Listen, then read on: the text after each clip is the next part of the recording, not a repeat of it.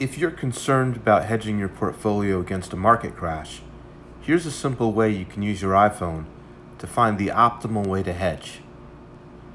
Let's say you have a $500,000 stock portfolio, which is tightly correlated with the S&P 500. The first thing we'll do here is look up the current price of SPY, the ETF that tracks the S&P 500. I'm using the Yahoo app for that, but any stock market app will work for this. And here we see that the current price as of Thursday's close, Thursday, August 5th, was $332.03 per share. The next thing we do is open up our calculator app and we divide 500,000, which is the dollar amount of the portfolio in this example, by the current price of SPY, which again was 332.03. And that gives us, rounding up, 1,506 shares.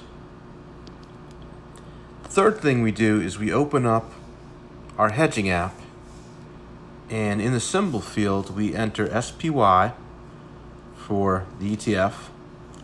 Then we enter the number of shares, 1,506, and in the next step we decide what's the worst decline we're willing to risk over the time frame of the hedge.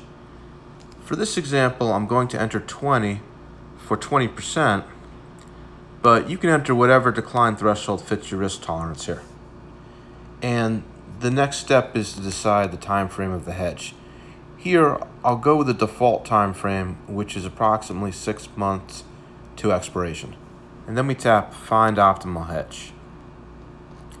And here we found it. The optimal hedge in this case is the 278 strike put on SPY, which expires on March 19th. And the initial cost of that hedge is $16,155.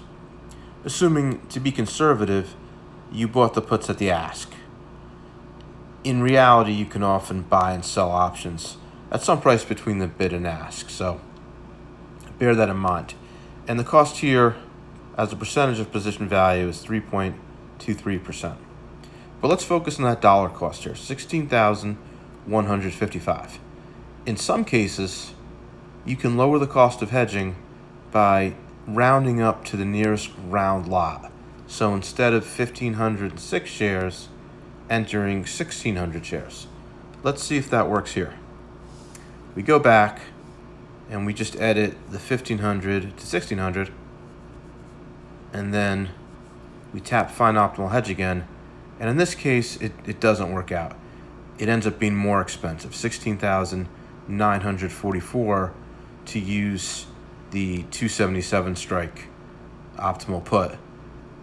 So we go back and get our figure for 1,506,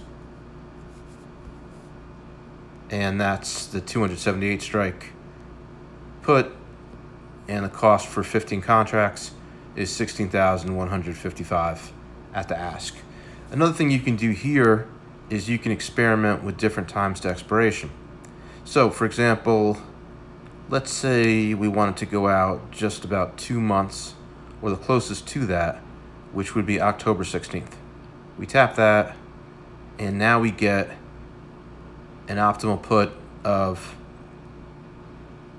the October 16th expiration, and the strike would be 269. And the cost there, you can see, is significantly lower. It's $3,195. And again, we're protecting against a greater than 20% decline over that time frame. So you can play around with this, but that's basically the simplest way to hedge your portfolio against market risk. One thing to bear in mind here is we're assuming your portfolio is diverse enough that you're hedged against, or you're protected against, stock-specific risk via the diversification. If you're not, you may want to look into hedging each individual position rather than hedging market risk. So for example, if you have 4 or 5 very large positions, you could look at hedging those.